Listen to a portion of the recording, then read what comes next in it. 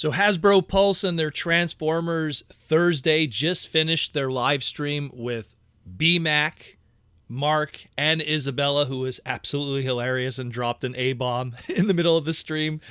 Credit to you, Isabella. I love you. But we're going to talk about all the stuff they talked about, specifically some of the new items, and we're just going to run through that and kind of break down everything that they talked about and some opinions and reactions to it. The first thing that they really covered that was toy related was that of the Walmart exclusive Velocitron line that still will not have a pre-order date yet, but when that is available, they will post it on their fan channels, their Facebook group, their Instagram, and so on. So keep an eye out for that. But the Velocitron line is just this line. As someone who did semi-pro racing back in the day and is a mechanic professionally and stuff, I absolutely love this line. It features a lot of stuff that speaks to me as a Transformer fan that loves the whole racing culture of it. And so many things were shown today that just gets me even more excited about this line. Obviously, we saw a lot of bits and pieces of it throughout the past couple of months, from leaked images and people stealing stuff from the factories and them being scumbags, but that can't be helped. Those people are who they are. But let's talk about it. We're going to go through stuff quickly, kind of break everything down, and more specifically talk about the new stuff that we got to see from the Velocitron line. We'll have separate segments later today covering the other stuff too. So we'll start with the Spotlight Blur looking one, the IDW Blur, the Velocitron Blur. I really like it. I mean, it's kind of a shame that it has to be relegated to that Studio Series 86 Blur that kind of has the extra kibble under his forearms and stuff. But otherwise, I really love the sculpting on it. Spotlight Blur by Casey Collar is one of my favorite Transformer comic books of all time. It's definitely in like my top 10 of books, just because it introduced the racing culture of a pre-war Cybertron, and it introduced that Blur design and that version of Blur that I absolutely love. I love the IDW Blur. And Casey Collar did an incredible job when he did that book. When they did the retool of Drift into Blur in Generations back in the day, that figure sat on top of my tower, no joke, for like 10 years. Like, it just sat there forever because I loved that figure. Now, in a lot of ways, this is something that looks at what Casey Collar did in terms of design and veneering and surface design and brings that to life in this version. So I'm very excited about it. Otherwise, it's pretty much a straight up crazy retool of that Studio Series 86 Blur. Not much more I could say about it. We've already seen it out there. The only thing that Mark really wanted to talk about is that he went out of his way to really catch the muted tones of the blue from the Spotlight Blur comic book by Casey Collar in this toy. So credit to Mark there. Fantastic job. Next up, let's talk about, oh man, these are the big ones. Let's talk about first Burnout. Now, Burnout is the one that we also kind of were expecting. We had a pretty good idea of what it was going to be just because of the name convention, because back in the BotCon days, they had a Skids mold from Generations Thrilling 30. They did a black repaint of that Thrilling 30 Skids mold. They called it Burnout, so it was pretty clear what was going to go on this time around. What they did this time around was, instead of it just being a straight-up repaint, they gave it a brand new head sculpt, which Mark refers to as a battle mask. So maybe in fiction of this continuity, it might not just be how its head sculpt looks, but it's battle mask. So if you really enjoy this character and you wanted to pick two different versions of them, you could get a regular Skids head sculpt and have the non-battle mask version and customize it on there.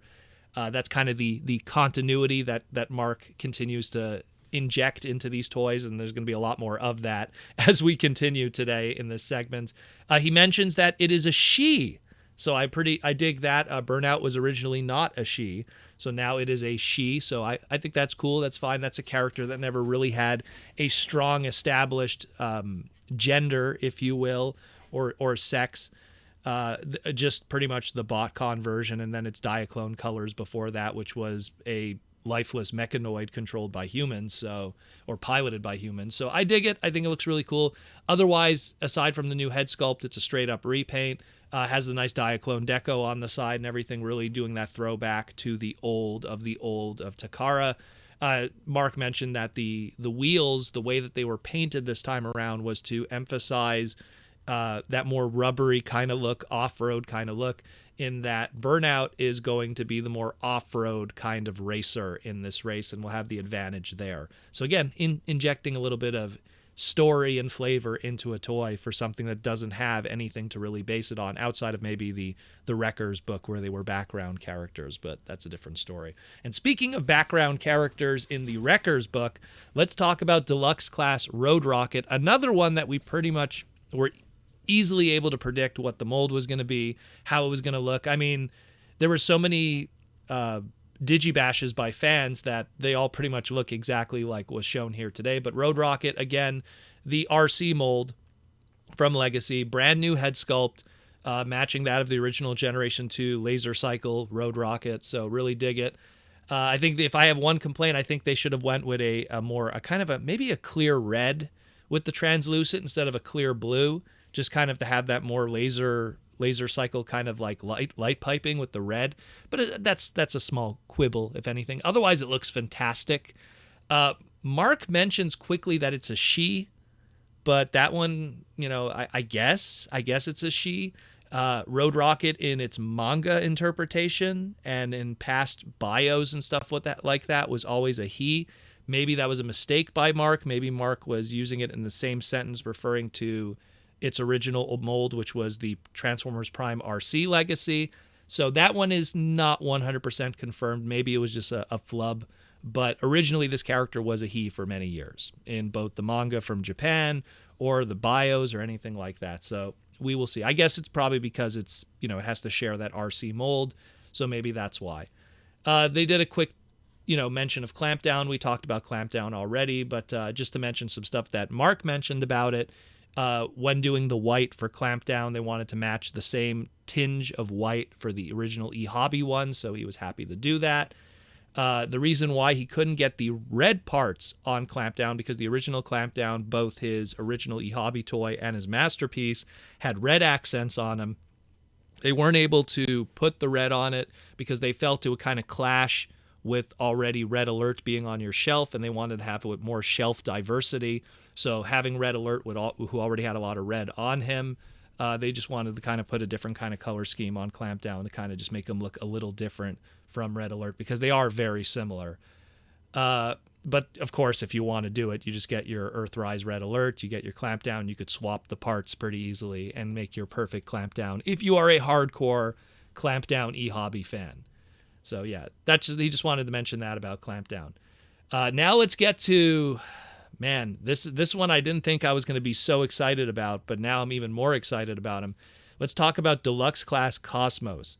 Now, Cosmos is one of these things where I knew that this figure was going to be hype because he was going to be the unique mold of the bunch, and he was going to be, a character that people are going to want because he's one per case, and he's going to be hunted down, and people are going to scalp it like crazy. Now I even want it now, because in fiction of Velocitron Speedia 500, he is the flag bearer. So meaning he's the one who's going to wave the flag when the race starts, and he is going to wave the flag when the race finishes. So that is absolutely awesome. I really want to get this figure now just because he has a racing flag with him. I know it's silly that I want it for an accessory, but that's really cool. Again, brand new sculpt from the ground up. People were wondering, is it going to be an extensive retool of the Origins Bumblebee from Buzzworthy? No, this is a brand new sculpt. Looks really, really good. It was done by Otaku-san back in Takara Tomy that did this one. Looks really cool. Again, really matches how his animation model looked in the Generation 1 cartoon, where it was his UFO mode was a lot larger on the top half of it. So they were able to use all of that for all kinds of detailing and stuff. Mark says that he's also going to be kind of because he floats above everyone, he's also going to be the racer announcer and the commentator, and he really likes the original voice of Cosmos that could kind of work for that. The flag piece also, I guess we'll call it the flag itself comes off and then also transforms into his gun. He wanted to include a gun with Cosmos because the original G1 toys of the mini-bots didn't come with weapons. So Cosmos didn't have one, so he wanted to include a little weapon with Cosmos to give him a little gun, a little something to protect himself. So that's pretty cool too. I just really love it a lot. He also points out how on the other side of the flag, it's white, so it could also represent him giving up, if anything. Or in racing, a white flag is sometimes to let people know, hey, there's an accident or something. So because he's the announcer, he can let people know, hey, there's an accident. on the road, so you got to be careful. Check that out. So I really like it, just from the racing perspective. I never thought there'd be a whole bunch of racing infused stuff in a UFO Cosmos figure. That is really cool. And speaking of informing people of the accidents, we're going to quickly go into Road Hauler. So Road Hauler, again, that throwback. We already talked about it in the past segments, but it's the throwback to the episode 1, More Than Meets the Eye, flub name of a character, which was supposed to be Grapple. If you want to get the whole history and everything like that, look for my individual Road Hauler segment on the podcast. Just throw it in your search, Transformers Slag Podcast, Road Hauler, on your search for YouTube. You'll see I talk about everything that's going on with that. But again, Mark kind of infuses some fiction into that Road Hauler, he's not part of the race itself. He actually is the one who's there to haul away all the accidents. So I guess when Cosmos flags him down, hey, white flag, there's an accident on the road, we need Road Hauler, and Road Hauler's going to do that. Again, Sam was the one who did the colors on this one instead of Mark. And Sam was like, hey, I want to match that same tinge of the original E-Hobby toy from back in the day. Brand new head sculpt that is pretty much the Grapple head sculpt, but now screaming. Pretty cool. Not much more to say. Already covered it in the individual segment. Go to check that out. Let's talk about Nitro Convoy, aka Override. I will always call it Nitro Convoy. Super stoked about this one. Again, also designed by Ataku-san. Again, Japanese origin figure, male character in the Japanese continuity. The black paint that is both on the top of the weapon and the feet uses a paint that is difficult to paint. So that's why there's a lot of lacking of paint in those areas, aka the gun and the feet. They tried to do light piping on the figure. They were not able to achieve it. So instead they opted for a more, matching the blue of the animation model instead. So it still looks really good. And it worked out better according to Mark. I'm probably, again, it's my bias, but it's, one of my top 3 favorite characters of all time in Transformers is Nitro Convoy from Galaxy Force. So this is going to be a figure I'm going to want to own 3 of, if anything. So very excited about this one. Not much more I could say, but super stoked about it. And then here's an interesting one. So we were calling it Black Convoy for a while now, but it seems our leader class Velocitron is not called Black Convoy. The trademark for him is going to be Scourge, despite all the listings that we saw online. It's going to be a closed box like all the other leader classes that we're having in the modern era. Sam did the colors on this one, and Mark was really emphasizing when we were working on this, we wanted to have the upside down G2 Autobot emblems to really emphasize the Destructicons and everything that was car robots and robots in disguise. So that's pretty cool. I dig that a lot. Again, we already talked about him on an individual segment and stuff like that and on the live stream. They also wanted to point out that it was Mario and Christina that did all the packaging for this, so a big shout out to them. And that they did some tests with the first wave of Legacy, and they saw how both with the first wave of Legacy and Cyberverse, I believe the last wave of their Deluxes, that weapons were falling out of the packaging during shipping, or they were getting stolen in the stores. So now weapons will be stored on the back of the inner tray, wrapped in tissue, because now they're doing tissue to wrap their weapons for, I guess we could call it environmental reasons, because it's cheaper and better for the environment than plastic bags. So just keep that in mind, that if you're looking for your weapons, they are not on the top of the tray. They are behind or under the tray on the inside. So check that out. So I just wanted to point that out. And again, shout out to Mario and Christina who did the packaging, and Amy who also helped them with it. So yeah, so that's going to be our Velocitron collection. It's going to be the 5 Deluxes, the 2 Voyagers, and the 1 Leader class. Again, we don't have a release date yet, but they probably will be shipping out soon because they already have the packages ready to go, which were done in the Longueuil, Quebec factory. So everything is going to be coming very soon. Pre-order dates will show up. Again, check Hasbro Pulse's Instagram and their Facebook for more updates on that. Looks pretty cool. Otherwise, we still have more to talk about later today, but here is our Transformers Velocitron 500 collection, probably the most exciting collection for me as a guy who loves racing.